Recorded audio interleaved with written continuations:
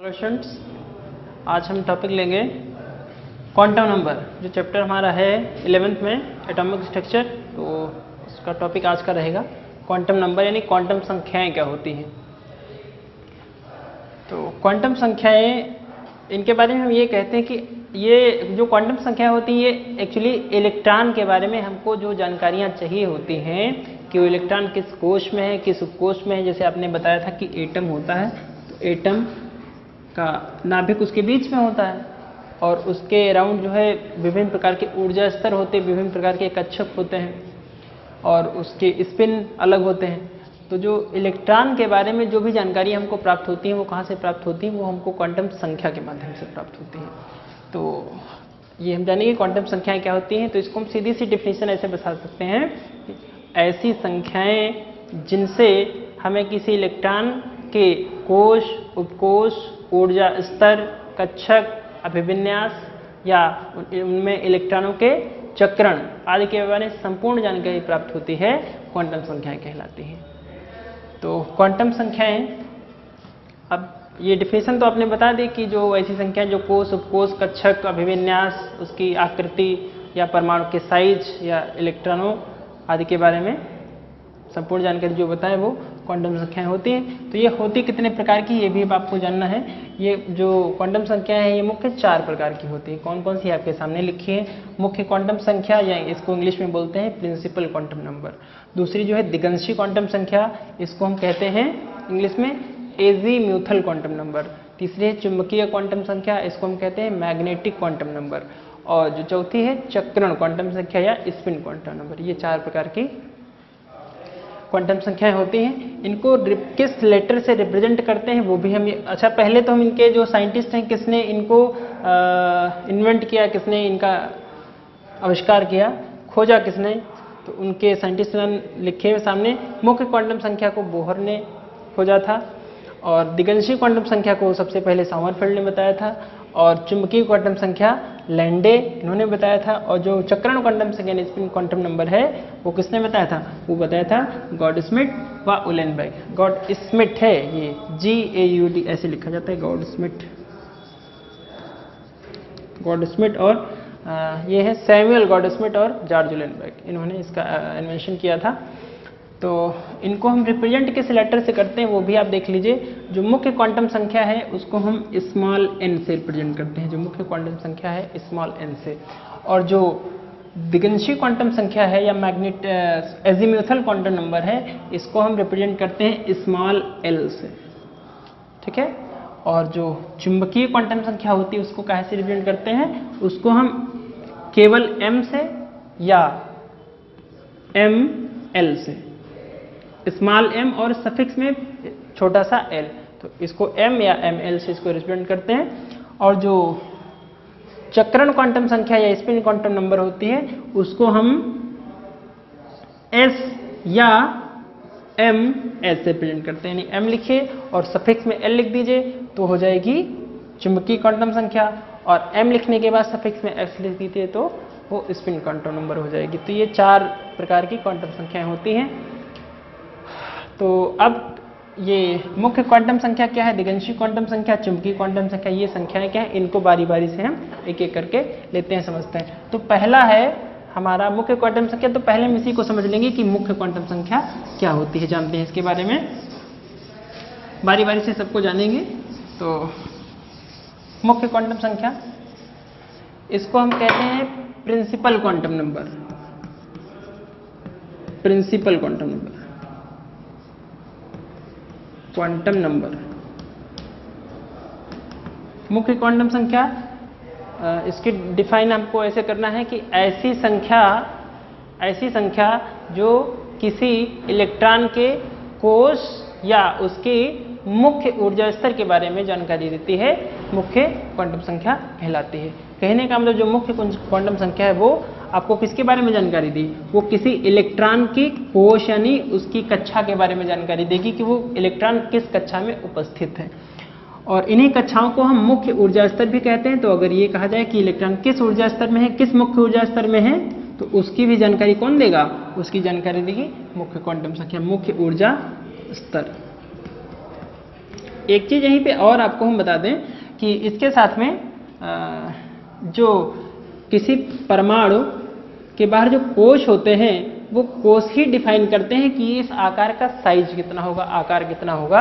तो अगर उसमें एक ही कक्षा है, हमने मान लिया एक ही अगर उसमें कोश है तो उसका आकार इतना होगा, 2 कोश है तो आकार इतना होगा, 3 कोश है तो आकार इसका और बड़ा हो जाएगा। कहने का मतलब है जो ये मुख्य क्वांटम संख्या है ये किसी परमाणु के आकार के बारे में भी जानकारी देती है कि उसका आकार कितना है, छोटा है बड़ा या कितना है। आकार उसके बारे में भी कौन सी संख्या जानकारी देगी आपको? मुख्य क्वांटम संख्या। ठीक है, एक तो ये बात हो गई। मुख्य क्वांटम संख्या जैसे आपने कहा था कि जो नाभिक के बाहर की कक्षाएं हैं K, L, M, N ये हैं, तो इनको आपने कहा था इनको हम 1, 2, 3, 4 से रिप्रेजेंट करते हैं। तो ये जो मुख्य क्वांटम संख्या N है तो इसको ये मुख्य संख्या N इसको 1 से शुरू करते हैं। ये पहली क्लास के लिए मुख्य क्वांटम संख्या का मान हो जाएगा 1, सेकेंड क्लास के लिए मुख्य क्वांटम संख्या का मान 2, तीसरी कोश यानी तीसरी सेल के लिए कितना हो जाएगा 3, चौथी कोश के लिए 4, इसे पांचवी के लिए 5, पांचवी कक्षा के लिए मुख्य क्वांटम संख्या का मान कितना हो जाएगा 5। यानी इसको हम 1, 2, 3, 4 एज जितना संख्याएं बढ़ती जाएंगी, जितनी कक्षाएं बढ़ती जाएंगी उस तरह से इसको हम बढ़ाते चले जाएंगे। ये है। अब जैसे इनके आपने नाम बताए थे कि पहली कोश का हम नाम K देंगे, तो K के लिए N का मान कितना हो जाएगा 1, दूसरी आपने बताया K, L, M, N ऐसे ही तो बताया था। तो K, L, M, N ये खोज M, N, O ऐसे ये कक्षाएं हैं, ये पहली कक्षा दूसरी कक्षा। तो K के लिए N का मान कितना 1, L के लिए N का मान 2, M के लिए N का मान 3 ऐसे बढ़ता चला जाए। तो ये बिल्कुल सिंपल है, आपको याद रखना है कि मुख्य क्वांटम संख्या N का मान क्या होता है, कोई प्राकृतिक संख्या नहीं 1, 2, 3, 4 हो सकती है। और ये किसके बारे में जानकारी देती है, ये हमें कोश के बारे में या मुख्य ऊर्जा स्तर के बारे में और परमाणु के आकार के बारे में जानकारी देती है। और इस क्वांटम संख्या के माध्यम से हम परमाणु का आकार निर्धारित कर सकते हैं। उस परमाणु के आकार को निर्धारित करने के लिए हम आपको एक फार्मूला बता रहे हैं, उस फार्मूले से आप कर लेंगे। परमाणु का आकार कहने का मतलब हमने मान लिया ये परमाणु का आकार इतना है, तो परमाणु के आकार को आप क्या कहते हैं? अगर आपको परमाणु की त्रिज्या पता हो जाए तो उसका आप डायमीटर निकाल लेंगे, व्यास निकाल लेंगे, आपको परमाणु का आकार पता चल जाएगा। तो कुल मिला के किसी भी एटम की जो रेडियस है, त्रिज्या, वो आप निकाल सकते हैं अगर आपको मुख्य क्वांटम संख्या पता हो। फार्मूला उसके लिए होता है 0.529 इंटू n²/h ये फार्मूला होता है। और इस तरह से जो रेडियस निकलेगी उसकी यूनिट क्या होती है? उसकी यूनिट होगी एंगस्ट्रॉम। तो ये इस फार्मूले के द्वारा आप निकाल सकते हैं किसी भी एटम का साइज या उसकी रेडियस।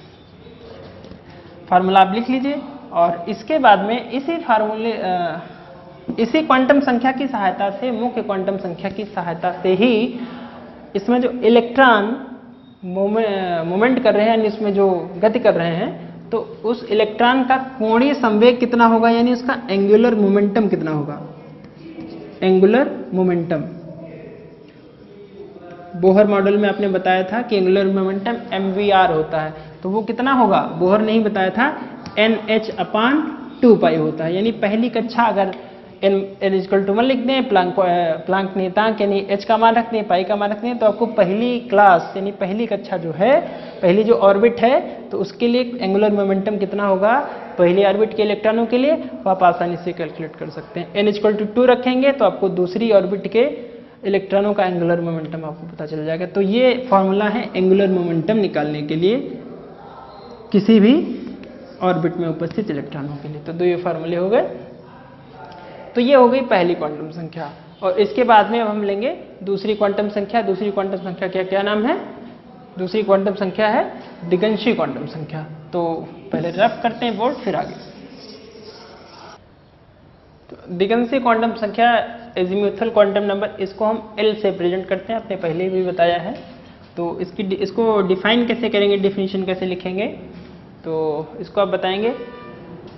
ऐसी संख्या जो किसी इलेक्ट्रॉन के उपकोश या उप ऊर्जा स्तर और उसकी आकृति को निर्धारित करता है, तो क्या कहलाती है? दिगंशी क्वांटम संख्या कहलाती है। ऐसी संख्या जो किसी इलेक्ट्रॉन के उपकोश या उप ऊर्जा स्तर के बारे में जानकारी देती हैं, उसकी आकृति निर्धारित करती हैं, क्या कहलाती हैं?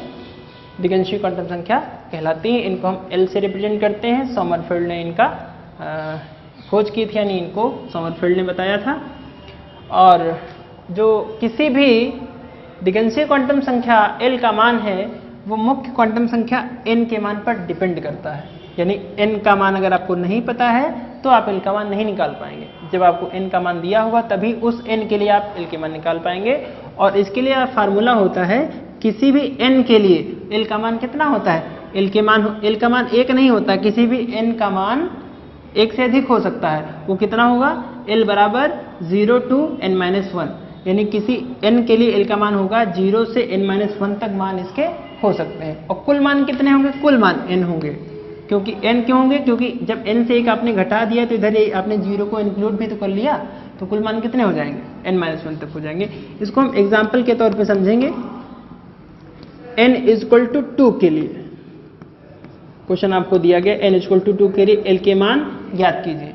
क्वेश्चन है आपके लिए कि n = 2 के लिए एल के मान ज्ञात कीजिए। तो आप कैसे याद करेंगे, n = 2 आपने लिखा तो एल के मान कितने हो जाएंगे, आपने कहा 0 से लेके n-1, तो 0 ले लीजिए, 0 से कहाँ तक, n-1 तक। तो n कितना है यहाँ पे 2, तो 2 - 1 तक कितने हो जाएंगे, 0 तो हो ही जाएगा। इसके बाद अगला पूर्णांक कौन आएगा, 2 में से 1 घटाएंगे कितना आएगा, 1। तो इसके बीच में कोई पूर्णांक है नहीं, यानी 2 हो जाएंगे। कितने हो जाएंगे, 2 हो जाएंगे। तो एल के मान कितने, n बराबर 2 के लिए एल के मान कितने हो जाएंगे, 2 मान आ जाएंगे। एक आ जाएगा 0 और दूसरा कौन सा 1। इसका मतलब है n बराबर 2 के लिए एल के 2 मान होंगे, एक मान होगा 0, दूसरा मान कौन सा होगा 1। आपको हमने बताया था टोटल मान n के बराबर होंगे, 2 मान होंगे, एक तो 0 हो गया, दूसरा कौन सा 1 हो गया। तो ये है। अब इस तरह से अगर आप n = 3 के लिए कहा जाए, n = 3 के लिए एल के मान कितने हो जाएंगे, एक तो 0 और दूसरा कौन सा होगा n-1, यानी यहाँ से लेके कितना n की वैल्यू है 3 - 1, यानी 3 - 1 कितना होता है 2।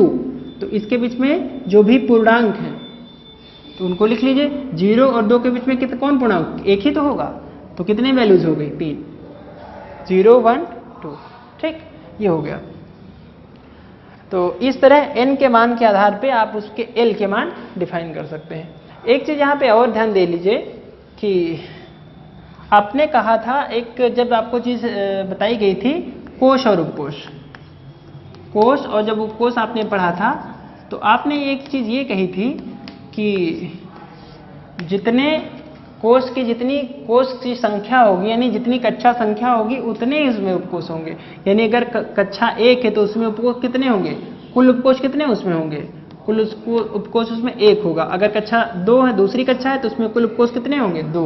अगर इस कक्षा 3 है तो कुल उपकोश उसमें कितने होंगे 3। अगर कक्षाएं 4 हैं तो कुल उपकोश कितने होंगे 4। उनमें होंगे कौन कौन से आपने कहा था, पहले इतना थोड़ा सा आपको रफ करते हैं फिर।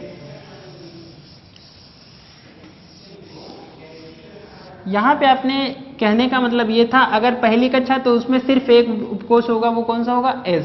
अगर 2 है तो उपकोश 2 होंगे, एक कौन सा, एक होगा S, दूसरा कौन सा P। अगर कक्षा 3 है तो उपकोश एक S, दूसरा P और तीसरा कौन सा D। और अगर 4 हैं तो आपने कहा था 4 हो जाएंगे, एक S होगा, P होगा, D होगा और कौन सा होगा F। 4 आपने बताए थे। तो इसी तरह से इनकी वैल्यूज भी अलग अलग। अब अगर हम कहें n बराबर, एग्जाम्पल यहाँ पे एक लीजिए, n बराबर 4 के लिए l के मान कितने होंगे, तो आपने कहा है n बराबर 4 के लिए 0 से लेके कहाँ तक, n-1 तक। तो n कितना है 4, 4 - 1 तक। तो 0, 1, 2 और 4 - 1 जाएगा कितना, 3 बचेगा, यहीं पे रुक जाएंगे। तो n बराबर 4 के लिए कुल वैल्यूज कितनी आई 4। तो यही चीज़ है कि n बराबर अगर कक्षा 4 है, कक्षा संख्या अगर 4 है तो उपकोश उसमें कितने होंगे 4। तो चारों उपकोशों के लिए जो l के मान है वो अलग अलग निकलेंगे। तो यहाँ पे आप देख रहे हैं ये 4 उपकोश हैं चौथी कक्षा में, तो इधर 4 क्वांटम संख्याएं भी निकली। इसका मतलब सीधा सीधा है कि S उपकोश के लिए l का मान कितना होगा 0, P उपकोश के लिए l का मान कितना होगा 1, D उपकोश के लिए l का मान कितना होगा 2 और F के लिए कितना हो जाएगा 3। इस चीज़ को इधर टेबलाइज करके लिखा गया है कि जो उपकोश है तो उसका एक निश्चित l का मान होता है। अगर S उपकोश है तो l का मान उसके लिए कितना होगा 0, कहीं पे भी हो। अगर P उपकोश है तो उसके लिए l का मान 1। और अगर आपको कह दिया जाए कि l का मान 1 है तो उपकोश कौन सा होगा तुरंत आप बताइए कौन सा होगा, P। ठीक है, तो उपकोष अगर D है तो L का मान 2, उपकोष अगर F है तो L का मान 3, या सीधा आपको कहा जाए उल्टा कि L का मान 3 है तो कौन इलेक्ट्रॉन किस उपकोष में, सीधे तुरंत बताइए इलेक्ट्रॉन F उपकोष में। ठीक है, इसी तरह से और अगर बढ़ जाए उपकोष नहीं अगर G हो जाए तो उसके लिए L का मान कितना हो जाएगा, हो जाएगा कि नहीं, आराम से। तो ये है, तो ये हो गई दिगंशी क्वांटम संख्या। और दिगंशी क्वांटम संख्या की वैल्यू अगर आपको पता है तो उस इलेक्ट्रॉन के बारे में आपको कोणीय संवेग पता कर लेंगे। अब जैसे आपने कहा था अगर आपको मुख्य क्वांटम संख्या मान पता है तो उस इलेक्ट्रॉन के कोष का कुल, उस कोष में उपस्थित सभी इलेक्ट्रॉनों के कोणीय संवेग का मान पता हो जाएगा। किसी पार्टिकुलर इलेक्ट्रॉन का अगर आप पार्टिकुलर उपकोष का कोणीय संवेग निकालना चाहते हैं तो आप L की वैल्यू से निकाल सकते हैं। कैसे निकालेंगे, कोणीय संवेग एंगुलर मोमेंटम कितना होगा, h/2π √L+1। इस फार्मूले की सहायता से आप किसी इलेक्ट्रॉन, किसी कोष में उपस्थित किसी इलेक्ट्रॉन के कोणीय संवेग का मान निकाल सकते हैं, h/2π √L+1। ये फार्मूला है, इससे आप निकाल सकते हैं। तो इसके बाद में ये हो गई दिगंशी क्वांटम संख्या। इसके बाद में अगली हम लेंगे तीसरी, यानी चुंबकीय क्वांटम संख्या, उसको देखते हैं। तो चुंबकीय क्वांटम संख्या, इसको आपने बताया है कि m या ml से रिप्रेजेंट करेंगे। तो इसको मी नहीं पढ़ना, ये ml है। L के लिए m के मान तो इसको डिफाइन कैसे करेंगे, चुंबकीय क्वांटम संख्या। जो चुंबकीय क्वांटम संख्या होती है ये किसी इलेक्ट्रॉन के कक्षक के बारे में जानकारी देती है कि इलेक्ट्रॉन किस कक्षक में उपस्थित है। तो ऐसी संख्या जो किसी इलेक्ट्रॉन के कक्षक और उसके अभिविन्यास के बारे में जानकारी देती हैं तो वो चुंबकीय क्वांटम संख्या कहलाती है। और चुंबकीय क्वांटम संख्या जो होती है वो L के मान पर डिपेंड करती है। आपने कहा था कि चुंबकीय क्वांटम संख्या जो इसके पहले दिगंशी क्वांटम संख्या होती है वो मुख्य क्वांटम संख्या n के मान पर डिपेंड करती है, और जो चुंबकीय क्वांटम संख्या है m वो इसके पहले दिगंशी क्वांटम संख्या यानी L के मान पर निर्भर करती है। तो आपको L की वैल्यू कोई दी गई है तो L के लिए m के मान कितने होंगे, -L से लेकर 0 सहित +L तक, -L से लेकर 0 सहित +L तक। तो इस पहली बात को समझेंगे। सपोज हम कर लेते हैं कि L = 2 है हमारे पास, L = 2। तो L = 2 के लिए m कितने हो जाएंगे, L = 2 के लिए m = हो जाएंगे -L से लेकर यानी -2 से लेकर, L = 2 है तो -2 से लेकर 0 सहित कहाँ तक, +L तक, +L यानी +2 तक। तो -2 और 0 के बीच में एक ही पूर्णांक बचेगा, वो कौन सा होगा, -1।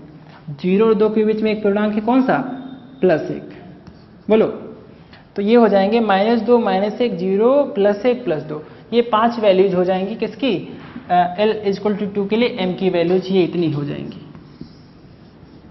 अच्छा, एक चीज यहाँ पे और ध्यान दीजिए, ये दूसरा लिखा हुआ m के कुल मान कितने, नहीं ये तो वैल्यूज हो गई, इसकी टोटल वैल्यूज कितनी होगी, टोटल वैल्यूज होगी 2L+1। यानी टोटल वैल्यूज आपने बताया है L = 2 के लिए, हम सपोज यही कर लेते हैं कि L = 2 के लिए m की टोटल वैल्यूज कितनी होंगी। तो ये फार्मूला लगा लीजिए, L = 2 के लिए m = कितना हो जाएगा, कुल वैल्यूज कितनी हो जाएंगी, 2L+1, 2 × L का मान कितना है, 2 + 1, तो 2 दूनी 4 1 5, यानी कुल वैल्यू कितनी निकलेंगी, कुल वैल्यूज निकलेंगी 5। तो वो कौन कौन से हैं आपके सामने लिखी हुई हैं, ये -2 -1 0 +1 +2।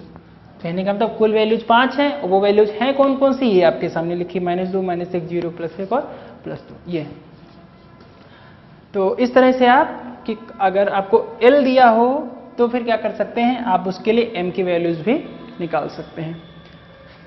और एक बात यहीं पे आप ये भी जान लीजिए, आपको अभी इसके पहले वाली संख्या में बताया गया कि L के लिए अगर आपसे कहा जाए L के लिए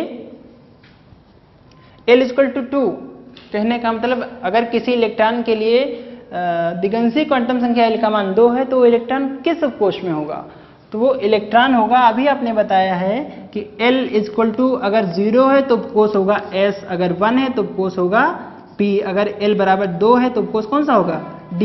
कहने का मतलब यहाँ से स्पष्ट हो रहा है, L = 2 से ये चीज़ स्पष्ट हो रही है कि इलेक्ट्रॉन डी उपकोष में, किस उपकोष में, डी। तो डी उपकोष, और डी उपकोष में ऑर्बिटल कितने होते हैं आपने पढ़ रखा है, डी उपकोष में ऑर्बिटल होते हैं 5, 1 2 3 4 5। डी उपकोष हमने मान लिया ये डी उपकोष है, डी उपकोष में कितने ऑर्बिटल हैं 5। तो ये जो वैल्यूज हैं ये सभी ऑर्बिटल मतलब कक्षक, तो प्रत्येक कक्षक के लिए अलग। ये जो पहला कक्षक है, पहले कक्षक के लिए वैल्यू इसकी हो जाएगी -2, दूसरे कक्षक की वैल्यू कितनी हो जाएगी -1, और तीसरे कक्षक की वैल्यू 0, चौथे कक्षक की वैल्यू +1, पांचवें कक्षक की वैल्यू +2, ये हो जाएगी इस तरह से। अगर आप L = 1 ले लेंगे, L = 1, तो L = 1 का मतलब है 1, L = 1 के लिए उपकोष कौन सा होगा, 1 के लिए उपकोष होगा P। तो 1 की वैल्यूज कितनी निकलेंगी, -1 से लेके 0 सहित +1 तक, यानी वैल्यूज होंगी केवल 3। और P में आपने पढ़ा है कक्षक भी कितने होते हैं 3। तो इसके लिए पहले कक्षक के लिए -1, दूसरे के लिए 0 और तीसरे के लिए +1। ये 3 वैल्यूज हो जाएंगी किसकी, ये वैल्यूज हो जाएंगी P के ऑर्बिटल के लिए। यानी P उपकोष के पहले कक्षक की वैल्यू -1, दूसरे की 0, तीसरे की +1। इसी टाइप से D के 5 हैं तो D की 5 निकलेंगी। और F में 7 ऑर्बिटल होते हैं तो F उपकोष के लिए M की वैल्यूज कितनी निकलेंगी, F उपकोष की वैल्यू, F उपकोष के लिए M की वैल्यूज निकलेंगी 7, यानी 7 ऑर्बिटल होते हैं तो 7 वैल्यूज निकलेंगी। हर ऑर्बिटल के लिए अलग अलग वैल्यूज आप लिख देंगे। तो इस तरह से ये चुंबकीय क्वांटम संख्या हो गई। अब हम लेंगे अगली स्पिन क्वांटम संख्या। इसको हम स्पिन क्वांटम नंबर भी कहते हैं और इसको रिप्रेजेंट करते हैं स्मॉल s या ms से रिप्रेजेंट करते हैं। तो ये संख्या जो है इसकी डिफिनीशन आप कैसे बताएंगे, डिफिनीशन के लिए आपको लिखना है कि ऐसी संख्या जो किसी इलेक्ट्रॉन के स्पिन यानी उसके चक्रण के बारे में जानकारी प्रदान करती है तो चक्रण क्वांटम संख्या स्पिन क्वांटम संख्या कहलाती है। तो ये हो गई, इसको हम ऐसे रिप्रेजेंट करते हैं। इसकी खोज किसने की थी, सैमुअल गॉडस्मिट और जॉर्ज वुलेनबर्ग ने। ठीक है, तो ये चक्रण के बारे में बताती है। तो चक्रण कहने का मतलब अभी तक आपको ऑर्बिटल तक की जानकारी प्राप्त हो गई कि इलेक्ट्रॉन मुख्य क्वांटम संख्या से कोश और दिगंतीय क्वांटम संख्या से उपकोष और चुंबकीय क्वांटम संख्या से कक्षक की वह जानकारी प्राप्त होती है। तो अब एक चीज आपने ये पढ़ रखी है कि किसी कक्षक में अधिकतम 2 इलेक्ट्रॉन हो सकते हैं। आपने पढ़ा था, बताया गया था आपको, ये आधुनिक परमाणु मॉडल में ये चीज बताई गई थी कि किसी ऑर्बिटल में अधिकतम 2 इलेक्ट्रॉन रह सकते हैं, ये आपने कहा था। और उन दोनों इलेक्ट्रॉनों का जो चक्रण है वो विपरीत होता है। कहने का मतलब है कि नाभिक के अराउंड अगर 2 इलेक्ट्रॉन मोशन कर रहे हैं तो अगर एक नाभिक के इस तरफ जा रहा है तो दूसरा इस तरफ आएगा, यानी कि ऊपर जा रहा है तो दूसरा नीचे, दाएं जा रहा है तो दूसरा बाएं, इस टाइप से 2 इलेक्ट्रॉनों का किसी एक। तो इसको हम इस तरह से दिखाते हैं कि एक इलेक्ट्रॉन ऊपर जा रहा है तो दूसरा नीचे जा रहा है, 2 इलेक्ट्रॉन देख सकते हैं। इन इलेक्ट्रॉनों की इन डायरेक्शंस को हम 2 नाम देते हैं। अगर इलेक्ट्रॉन नाभिक में घड़ी की सुइयों की दिशा में चल रहा है तो उसकी गति को हम कहते हैं क्लॉकवाइज रोटेशन। क्या बोलते हैं इसको, क्लॉकवाइज रोटेशन या दक्षिणावर्ती घूर्णन। और दूसरा ये घड़ी की सुइयों की विपरीत दिशा में जा रहा है तो इसको हम कहते हैं वामावर्ती घूर्णन, वामावर्ती घूर्णन यानी एंटी क्लॉक रोटेशन। ये कैसे होता है, ये बिल्कुल सेम ऐसे होता है जैसे सूर्य के चारों ओर आप जानते हैं कि हमारी पृथ्वी रोटेशन करती है, जितने भी ग्रह हैं। तो ये अर्थ अपनी, तो इसके बारे में आपको पहले से जानकारी बेसिक जाने के प्राप्त है ये कि ये पहले तो ये सूर्य के अराउंड जो है रोटेशन करती है और दूसरी रोटेशन ये अपने एक्सिस पे करती है, यानी ये अपने अक्ष पे भी ऐसे से घूमती है, अपने भी अक्ष पे भी घूमती है और घूमते घूमते ये चक्कर भी लगाती है। सेम रोटेशन इलेक्ट्रॉन भी करते हैं। इलेक्ट्रॉन कैसे करते हैं, वो एक तो नाभिक के अराउंड रोटेशन करते हैं और दूसरा रोटेशन वो अपनी एक्सिस पे करते हैं, यानी अपने अक्ष पे करते हैं। तो इनका जो अक्ष पे जब करेंगे तो अक्ष पे 2 टाइप, जो एक ऑर्बिटल में 2 इलेक्ट्रॉन रहेंगे तो एक क्लॉकवाइज रोटेशन करेगा अपनी एक्सिस पे, दूसरा अपनी एक्सिस पे एंटी क्लॉक रोटेशन करेगा। उसी चीज को बताती है चक्रण क्वांटम संख्या। तो इसमें यह बताया गया है कि जो चक्रण क्वांटम संख्या ऐसे इसकी सिर्फ 2 वैल्यूज हो सकती हैं। एक तो होती है +12 यानी +1/2 और दूसरी इसकी जो वैल्यू है वो हो सकती है कौन सी, -12 यानी -1/2। 2 वैल्यूज हो सकती हैं। पहली जो वैल्यू है इक्वल टू प्लस हाफ, ये किसके लिए होती है? ये होती है दक्षिणावर्ती घूर्णन के लिए, यानी इलेक्ट्रॉन जब दक्षिणावर्ती घूमेगा, दक्षिणावर्ती मूवमेंट करेगा, तब उस इलेक्ट्रॉन के लिए इसकी वैल्यू कितनी होगी? Plus half. और जो वामावर्ती घूर्णन करेंगे, यानी इलेक्ट्रॉन घड़ी की सुइयों की दिशा में विपरीत दिशा में जब गति करेंगे, तो उन इलेक्ट्रॉनों के लिए इसका मान कितना होगा? इसका मान होगा माइनस हाफ। तो ये हैं 4 प्रकार की क्वांटम संख्याएं। इन क्वांटम संख्याओं की सहायता से हमें किसी भी इलेक्ट्रॉन के बारे में संपूर्ण जानकारी प्राप्त हो सकती है। तो ये टॉपिक यहीं पे एंड हुआ, और अगले टॉपिक में हम क्या लेंगे? ये क्वेश्चन आ जाता है न्यूमेरिकल क्वांटम संख्याओं पे बेस्ड। तो किसी भी अगर आपको उपकोष दिया है या उसका विन्यास दिया गया, डायमेंशन दिया गया है, कॉन्फ़िगरेशन, तो उस कॉन्फ़िगरेशन की मदद से आप क्वांटम संख्याएं कैसे निकालेंगे, तो अगले वीडियो में हम आपको सिखाएंगे क्वांटम संख्याएं निकालना। यानी इसका जो है क्वांटम संख्याओं का जो न्यूमेरिकल पोर्शन है वो आप देखेंगे अगली वीडियो में। तब तक के लिए धन्यवाद।